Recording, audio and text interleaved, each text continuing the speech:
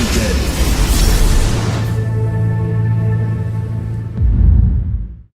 Hello everyone, and welcome back to my show. I'm Dr. Lott from Acupuncture is My Life.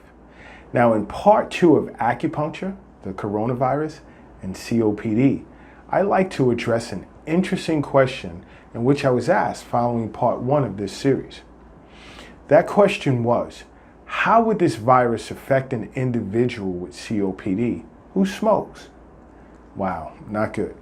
First and foremost, I like to say to anyone who smokes, not just individuals with COPD, now is a better time than ever to stop. Now, with regard to the question asked, there's nothing good that I can say if you're a smoker and you've been diagnosed with COPD. The impact that smoking has on an individual's immune system is terrible.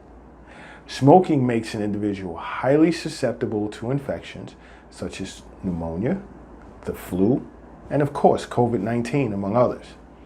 Now, smoking also makes for more severe bouts with infections, which tend to be longer lasting, as well as lowering your levels of protective antioxidants in the blood. Smoking, as most are aware of, has an extremely negative impact on the respiratory system, such as it irritates your windpipe, it reduces lung function due to swelling in the lung airways, and stimulates excess productions of mucus. Smoking also impairs the lungs' clearance system, whereby poisonous substances tend to build up in the respiratory system. Smoking also increases the risk of lung infection, as well as permanently damaging air sacs of the lungs, producing symptoms such as cough and wheezing. Go back to my last episode on acupuncture, the coronavirus, and COPD part 1, and simply review the symptoms as well as how it progresses, and tell me if you think it would be wise to smoke as an individual who has COPD. Since I've done an episode on the effects of the coronavirus on the blood vessels, I'll include the circulatory system in this discussion as well. You see, smoking raises your blood pressure. It constricts blood vessels in the skin. The blood carries less oxygen during exercise or strenuous activities. It makes the blood very sticky, making it more prone to clotting. It damages the lining of your arteries and it reduces blood flow to your extremities. Smoking also increases your risk of heart attack and stroke because of blocked arteries. Now, studies found that the lung cells of smokers who have COPD tend to have increased levels of ACE2 receptors in the lungs, which is how the virus actually gains access to the cells in the body in order to cause infection. Now, increased levels of ACE2 receptors in the lungs puts an individual with COPD at a higher risk of suffering severe complications from this virus. A very important first step for an individual with COPD is to stop smoking. Now let's get back to how an acupuncturist would treat an individual who has COPD. Let's start with analyzing the primary symptoms from a Chinese medicine perspective before looking into basic patterns. Of the primary symptoms of COPD, you have cough with excess sputum production. Now these two symptoms can determine whether the pathogen is a result of an exterior contraction or the result of internal injury. Now, this criteria differentiates acute exacerbations from remission, or a deficient root with excess branch from pure deficiency. Now, the character of the phlegm and cough is a huge determinant. For instance, a productive cough with excess sputum, along with fever and aversion to cold, would indicate to me acute exacerbation.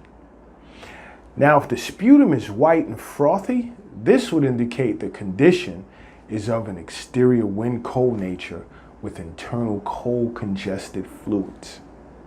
If the sputum is yellow and thick, this would indicate the condition is one of exterior wind-cold with internal phlegm heat.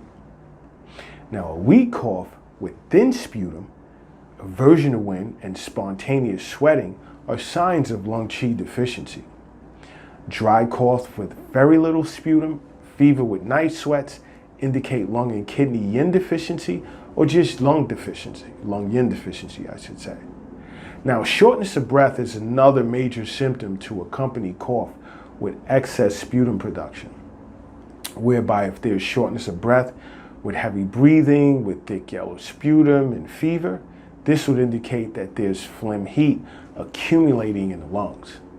Now, shortness of breath with raised shoulders and breathing through the mouth and excess white sputum would indicate there's phlegm dampness obstructing the lung.